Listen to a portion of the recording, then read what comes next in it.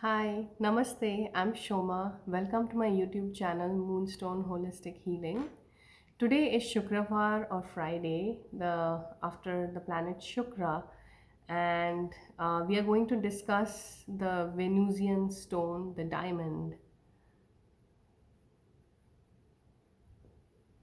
So Shukradev is known not just for the lovely and fluffy feelings like in Western astrology, but is also in Vedic astrology known for being a healer and a Daitya guru.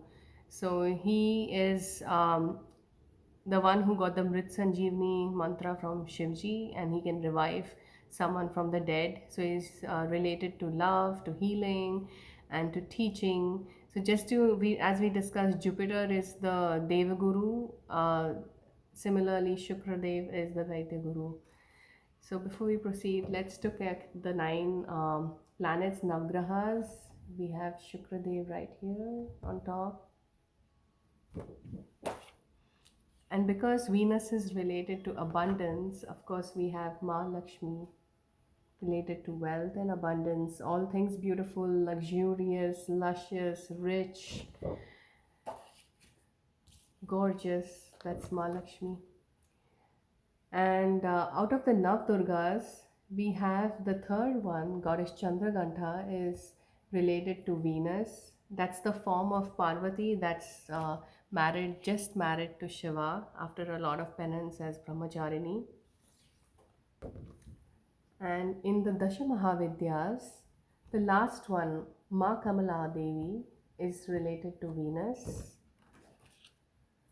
And out of the tithis are the different phases of the waxing and waning moon. Each of those phases is related to a tithi.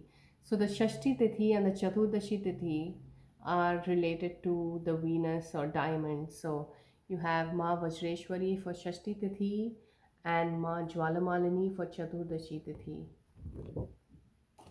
In terms of the Rashis, um, Libra and Taurus can benefit from diamond, and it's the birthstone for the month of April. And the nakshatras ruled by Venus are Bharni, Purva Falguni, and Purva Ashada, which could also benefit. So let's join our hands together in Anjali Mudra to pray to Shukradev. Om Drang Dring Drong Saha Shukraya Namaha.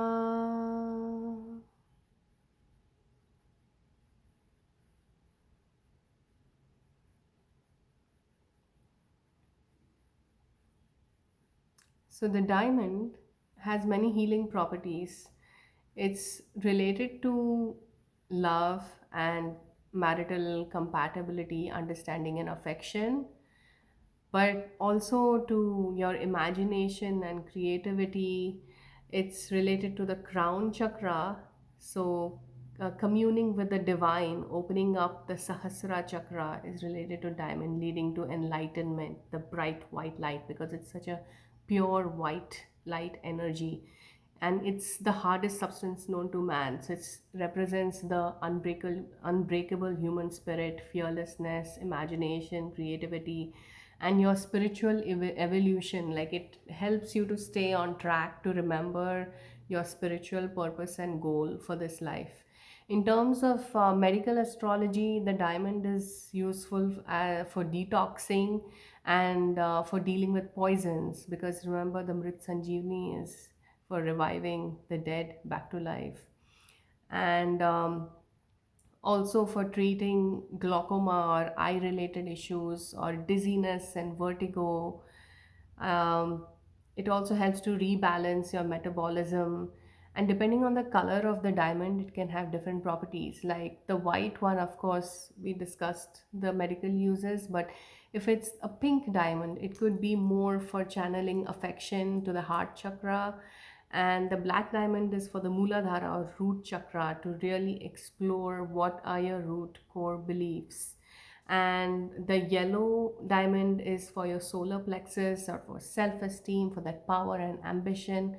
And the blue diamond is for your throat chakra, for opening up your creativity and your self-expression for what you feel inside. The since diamond can be expensive, you could also use alternate stones like the cubic zirconia or American diamond or the white topaz. But of course, a diamond is a diamond. And if you're liking the video so far, please, please, please go ahead and like, share, and subscribe this video. Share it with your friends and help support me so that I can bring more beautiful content to you. And with that, I would like to say thank you, Dhanyavad. Thanks for visiting, and hope you continue watching this channel. I'm having a lot of fun making these videos, and I hope you're gaining some insight into the Vedic side of astrology related to the gemstones. So, thank you so much, and I'm Shoma from Moonstone. Bye.